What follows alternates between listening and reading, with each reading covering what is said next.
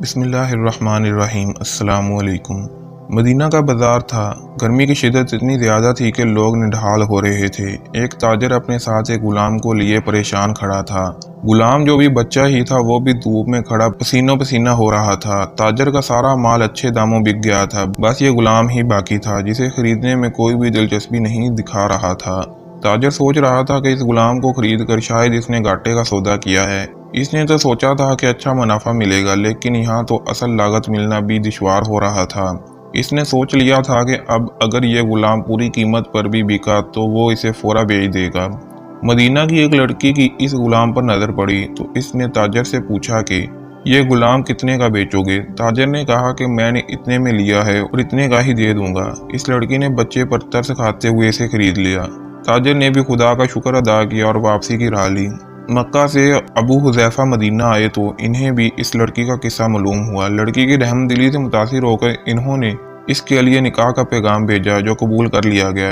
یوں واپسی پر وہ لڑکی ان کی بیوی بن کر ان کے ہمراہ تھی اور وہ غلام بھی مالکن کے ساتھ مکہ پہنچ گیا۔ ابو حذیفہ مکہ آ کر اپنے پرانے دوست عثمان بن عفان سے ملے تو انہیں کچھ بدلا ہوا پایا اور ان کے رویے میں سرد مہری محسوس کی۔ انہوں نے اپنے دوست سے پوچھا کہ عثمان، یہ سرد مہری کیوں؟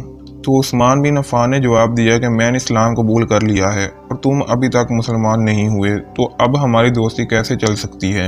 ابو حذیفہ نے کہا تو پھر مجھے بھی محمد صلی اللہ علیہ وآلہ وسلم کے پاس لے چلو اور اس اسلام میں داخل کر دو جسے تم قبول کر چکے ہو۔ چنانچہ حضرت عثمان رضی اللہ تعالیٰ عنہ نے انہیں نبی کریم صلی اللہ علیہ وآلہ وسلم کی خدمت میں پیش کیا اور وہ کلمہ پڑھ کر دائرہ اسلام میں داخل ہو گئے۔ پھر گھر آ کر انہوں نے اپنی بیوی اور غلام کو اپنے مسلمان ہونے کا بتایا تو ان دونوں نے بھی کلمہ پڑھ لیا۔ حضرت ابو حذیفہ رضی اللہ تعالیٰ عنہ نے اس غلام سے کہا کہ چونکہ تم بھی مسلمان ہو گئے ہو تو اس لیے میں اب تمہیں غلام نہیں رکھ سکتا، لہذا میری طرف سے اب تم آزاد ہو۔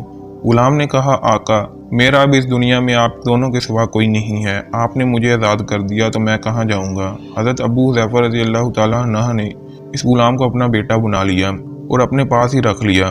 غلام نے قرآن پاک سیکھنا شروع کر دیا اور کچھ ہی دنوں میں بہت سا قرآن یاد کر لیا، اور وہ جب قرآن پڑھتے تو بہت خوبصورت لہجے میں پڑھتے۔ ہجرت کے وقت نبی کریم صلی اللہ علیہ وآلہ وسلم سے پہلے جن صحابہ نے مدینہ کی طرف ہجرت کی، ان میں حضرت عمر رضی اللہ تعالیٰ عنہ کے ساتھ حضرت ابو حذیفہ رضی اللہ تعالیٰ عنہ اور ان کا یہ لے پالک بیٹا بھی تھا۔ مدینہ پہنچ کر جب نماز کے لیے امام مقرر کرنے کا وقت آیا تو اس غلام کی خوبصورت تلاوت اور سب سے زیادہ قرآن حفظ ہونے کی وجہ سے انہیں امام چن لیا گیا، اور ان کی امامت میں حضرت عمر رضی اللہ تعالیٰ عنہ جیسے جلیل القدر صحابی بھی نماز ادا کرتے تھے۔ مدینہ کے یہودیوں نے جب انہیں امامت کرواتے دیکھا تو حیران ہو گئے کہ یہ وہی غلام ہے جسے کوئی خریدنے کے لیے تیار نہ تھا۔ آج دیکھو کتنی عزت ملی کہ مسلمانوں کا امام بنا ہوا ہے۔ اللہ تعالیٰ نے انہیں خوش گلو اس قدر بنایا تھا کہ جب آیات قرآنی تلاوت فرماتے تو لوگوں پر ایک محویت طاری ہو جاتی اور راہ گیر ٹھہر کر سننے لگتے۔ ایک دفعہ ام المومنین حضرت عائشہ رضی اللہ تعالیٰ عنہا کو رسول اللہ صلی اللہ علیہ وآلہ وسلم کے پاس حاضر ہونے میں دیر ہوئی۔ آپ صلی اللہ علیہ وآلہ وسلم نے وجہ پوچھی تو بولی کہ ایک قاری تلاوت کر رہا تھا، اسے سننے میں دیر ہو گئی، اور خوش الحانی کی اس قدر تعریف کی کہ حضور صلی اللہ علیہ وآلہ وسلم خود چادر سنبھالتے ہوئے باہر تشریف لے گئے۔ دیکھا تو وہ بیٹھے تلاوت کر رہے تھے۔ آپ صلی اللہ علیہ وآلہ وسلم نے خوش ہو کر فرمایا، اللہ پاک کا شکر ہے کہ اس نے تمہارے جیسے شخص کو میری امت میں بنایا۔